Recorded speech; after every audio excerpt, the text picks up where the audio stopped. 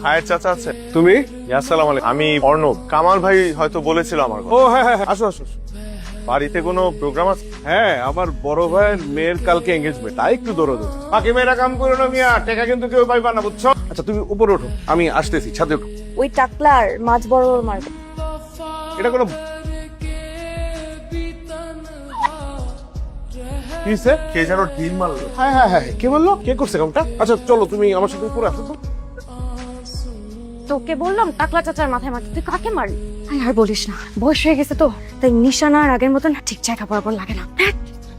এই নাও তোমার রুম, হ্যাঁ দুপুরের খাবার পাঠিয়ে দিচ্ছি। আমার তো ডায়াবেটিস, আমি তো খুব একটা মিষ্টি খাই না। তাহলে আমার মনে হয় আমরা কথাবার্তা শুরু করতে পারি। আচ্ছা ভাই সাহেব, সজল 20 দিন পরে আসবে, কিন্তু আমি শুভ কাজে দেরি করবো না। ঠিক আছে, আমাদের তো কোনো অসুবিধা নেই। রিমঝিম আমাকে ডাকুন। রেডি থাকলে নিয়ে চলে এসেছে। মাশাআল্লাহ, দেখছুন? আচ্ছা মামুনি, তোমার পুরো নাম কি? মোসাম্মদ রিমঝিম